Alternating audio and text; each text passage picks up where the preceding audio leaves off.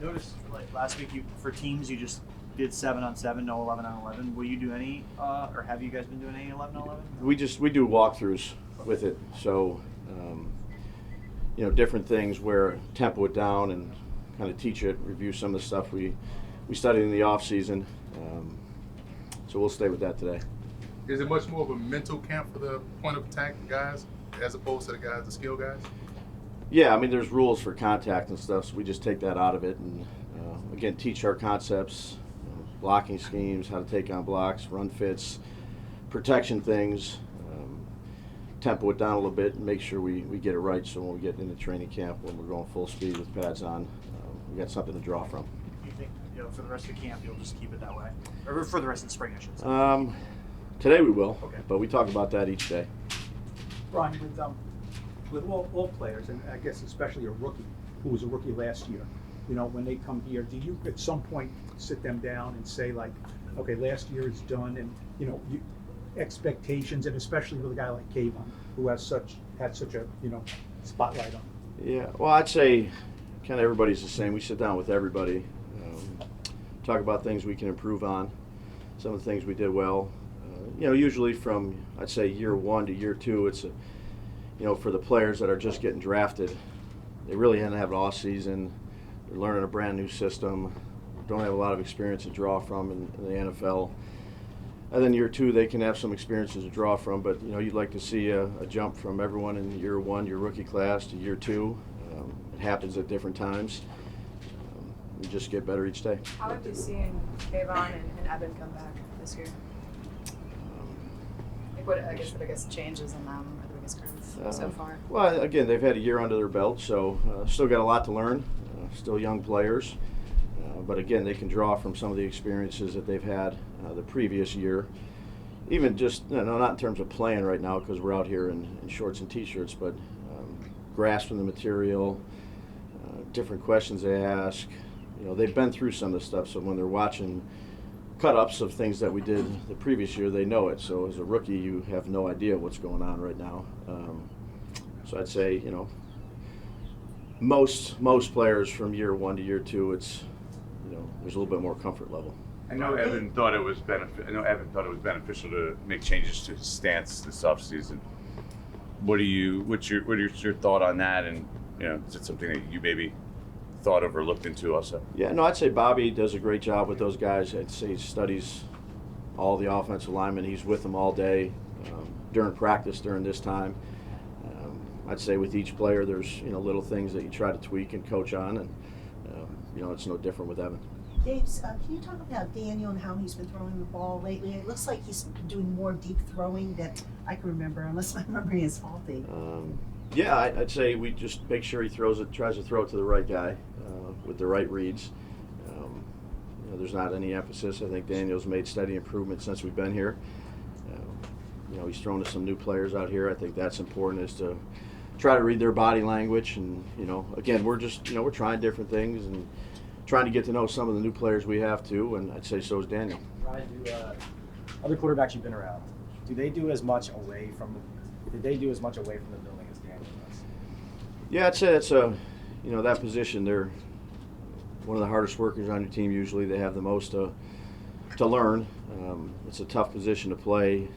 Daniel's a true pro. I'm not going to compare him to other guys I've been around, but he's constantly working. there's times where I got to say, just take a little break here. He just wants to work, meet. He's a true pro. Brian, last year you were pretty in the moment, staunch about the fact that putting Adoree back at punt returner was a good idea. In hindsight, when you review the year, is that something you would still do, put a valuable player like that back on special teams, or is this something you reconsider? Yeah, no, I think every year is different. Every game's different.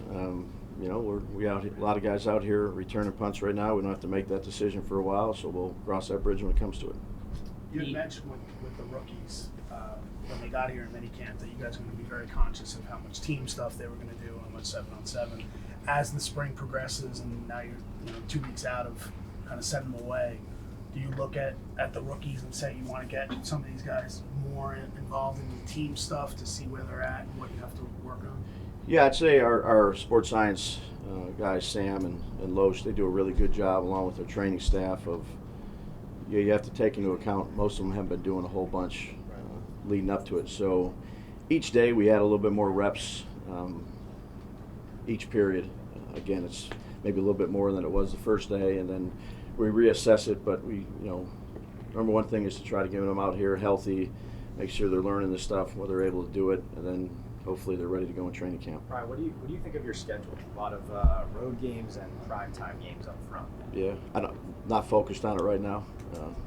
Focused on today. I mean, from your experience, do those factors mean anything? I'm a one day at a time guy here, so whatever the schedule is a schedule. That's the way I approach it. Whatever it is, whenever we play, night, morning, Saturday, Thursday, Friday, it doesn't matter. Just play them when they come. Brian, what does it mean to have a talented? You guys laughing about something over there? You're crossing it. That was the exact answer Okay, I told him. okay. He said, literally word for word. Word for word. I hope you had a lot of money back. When you're able to add someone as talented as Darren Waller to your team, what does it mean to have them out here at OTAs participating with everyone, especially because they're veterans? Sometimes they may not do that. Yeah, no, he's been a great teammate since he's been here. Again, we're just, he's learning us, we're learning him. It's a work in progress on both sides, but he's, like I said last week, he's a true pro. Three more. How would you assess Kayvon's rookie year? I'm worried about this year. How much more? See, I was ready with a follow-up after that. How much more is there for him in year number 2? I'd say just like all the other players, we're just trying to get better day by day. You added a lot of pieces to wide receiver this offseason. None of them, though, have a proven track record as a true, number one. Talking about at wide receiver, obviously Darren's a little different. There's a big wide receiver out there that's available as a free agent now. How tall is he? What? How tall is he? I said a big receiver. I'm talking about DeAndre Hopkins. Oh, okay. Specific. Gotcha. So I don't know how. He's pretty tall. 5'11". Okay, he's pretty good. How open would you be to adding a piece like that now? Is this something you guys think you would consider? Yeah, no, I'd say like last year, anytime there's someone that's available, that's a free agent, I'd say Joe and his staff are going to look into it, research it. We talk about really a lot of different players. So regardless of who it is, that's part of our job, is to make sure we're doing our due diligence. Do you have any memories of Paris Campbell when he was coming out as a draft guy? And if so, Yeah. what are they? No, I do. Actually, Joe and I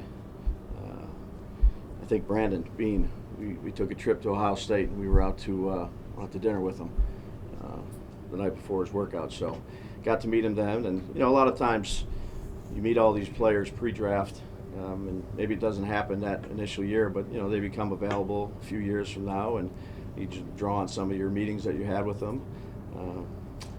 He was a good young man, smart, enjoyed our meeting. He's done a good job since he's been here. Is that skill set? Is that skill set still there?